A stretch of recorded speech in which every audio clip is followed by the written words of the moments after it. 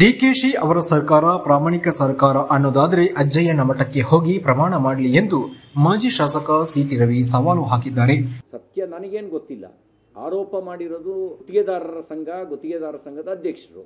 ಆರೋಪ ಸುಳ್ಳು ಅಂತಾದರೆ ಅದನ್ನು ಸಾಬೀತುಪಡಿಸೋಕ್ಕಿರುವಂಥ ಇವರಿಗಿರುವ ಅವಕಾಶ ಅವ್ರು ಕೇಳಿದಂತೆ, ಗುತ್ತಿಗೆದಾರರು ಕೇಳಿದಂತೆ. ನಾನೇನು ನಮ್ಮದೇನು ಡಿಮಾಂಡ್ ಇಲ್ಲ. ಗುತ್ತಿಗೆದಾರರ ಸಂಘದ ಅಧ್ಯಕ್ಷರು ಕೇಳಿದಂತೆ ಅಜ್ಜಯ್ಯನ ಮಠಕ್ಕೆ ಹೋಗಿ ಸತ್ಯ ಮಾಡಲಿ. ಚಿಕ್ಕಮಗಳೂರಲ್ಲಿ ಮಾತನಾಡಿದ ಅವರು, ಇದು ನಮ್ಮ ಆರೋಪವಲ್ಲ, ಬಿಬಿಎಂಪಿ ಗುತ್ತಿಗೆದಾರರ ಸಂಘದ ಆರೋಪ. ಡಿಕೆಶಿಗೆ ಅಜ್ಜಯ್ಯನ ಮಠದ ಬಗ್ಗೆ ಇರುವ ಭಕ್ತಿಗೆ ಅಲ್ಲಿಗೆ ಕರೆದಿದ್ದಾರೆ. ನಾವು ತಪ್ಪೇ ಮಾಡಿಲ್ಲ ಅಂದ್ರೆ ಹೋಗಿ ಪ್ರಮಾಣ ಮಾಡಬಹುದಲ್ಲವಾ ಎಂದು ಅವರು ಪ್ರಶ್ನೆ ಮಾಡಿದರು. ಗುತ್ತಿಗೆದಾರರ ಬಳಿ ನಾನು ಮಾಹಿತಿ ಪಡೆದುಕೊಂಡಿದ್ದೀನಿ. ಮೊದಲು 7% ಫಿಕ್ಸ್ ಮಾಡಿದ್ರು. ಹೊಸದಲ್ಲ ಹಳೆಯದಕ್ಕೆಲ್ಲ ಸೇರಿಸಿ ಮಧ್ಯವರ್ತಿಗಳು 10% ಅಂದ್ರು. ಆಮೇಲೆ ಚರ್ಚೆ ಮಾಡಿ 15% ಆದರೆ ಮಾತ್ರ ಕ್ಲಿಯರ್ ಎಂದಿದ್ದಾರೆ. ಆರೋಪ ಗುತ್ತಿಗೆದಾರರ ಸಂಘದ್ದು ಸುಳ್ಳು ಅನ್ನೋದಾದರೆ ಅಜ್ಜಯ್ಯನ ಮಠ ಹೋಗಿ ಸತ್ಯ ಮಾಡಲಿ. ಸತ್ಯ ಮಾಡುವಾಗ ನನ್ನ ಜೀವನದಲ್ಲೇ ಲಂಚ ತೆಗೆದುಕೊಂಡಿಲ್ಲ ಎಂದು ಹೇಳಿದರೆ ಸಾಕ್ಷಿಯೇ ಬೇಕಾಗಿಲ್ಲ ಎಂದು ಅವರು ಸವಾಲು ಹಾಕಿದರು. ಡಿ.ಕೆ. ಶಿವಕುಮಾರ್ ಅವರು ಅವ್ರ ಸರ್ಕಾರ ಪ್ರಾಮಾಣಿಕ ಸರ್ಕಾರ ಅಂತ ಅವ್ರು ಭಾವಿಸೋದಾದರೆ, ಗುತ್ತಿಗೆದಾರರ ಸಂಘದ ನಮ್ಮ ಆರೋಪ ಅಲ್ಲ, ಬೆಂಗಳೂರಿನ ಗುತ್ತಿಗೆದಾರರ ಸಂಘದ ಬಿಬಿಎಂಪಿ ಗುತ್ತಿಗೆದಾರರ ಸಂಘದ ಅಧ್ಯಕ್ಷರು ಆರೋಪ ಮಾಡಿರೋರು. ಅವರೇನು ಹೇಳಿದ್ದಾರೆ, ಇವರಿಗೆ ನೀವು ಅಜ್ಜಯ್ಯನ ಮಠಕ್ಕೆ ಒಂದು ಪ್ರಮಾಣ ಮಾಡಿ ಅಂತ ಹೇಳಿದ್ದಾರೆ. ಈಗ ಯಾಕೆ ಅವರು ಅಜ್ಜಯ್ಯನ ಮಠನೇ ಸೆಲೆಕ್ಟ್ ಮಾಡಿದ್ರು? ಡಿ.ಕೆ. ಶಿವಕುಮಾರ್ ಅವರಿಗೆ ಅಜ್ಜಯ್ಯನ ಮಠದ ಬಗ್ಗೆ ಇರುವ ಭಕ್ತಿ ನಂಬಿಕೆ ಸಲುವಾಗಿ ಅಲ್ಲಿಗೆ ಕೇಳಿದ್ರು.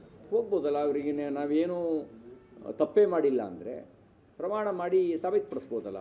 ಮತ್ತು ಅಂಗೈ ಹುಣ್ಣಿನಷ್ಟು ಸ್ಪಷ್ಟ. ಗುತ್ತಿಗೆದಾರರು, ನಾನು ಮಾಹಿತಿ ತಗೊಂಡೆ ಅವ್ರ ಹತ್ರ ಏನು ಅಂಥೇಳಿ.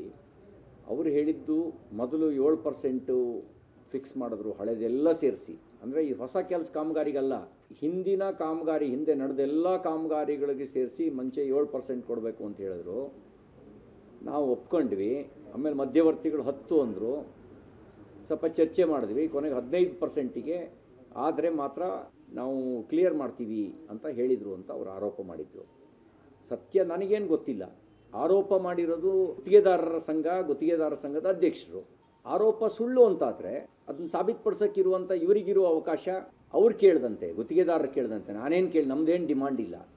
ಗುತ್ತಿಗೆದಾರರ ಸಂಘದ ಅಧ್ಯಕ್ಷರು ಕೇಳಿದಂತೆ ಅಜ್ಜಯ್ಯನ ಮಠಕ್ಕೆ ಹೋಗಿ ಸತ್ಯ ಮಾಡಲಿ ಪ್ರಾಮಾಣಿಕರಾಗಿದ್ದರೆ. ಸತ್ಯ ಮಾಡಬೇಕಾದ್ರೆ ಇನ್ನೂ ಒಂದು ಸ್ವಲ್ಪ ಸೇರಿಸಿ ಸತ್ಯ ಮಾಡಲಿ.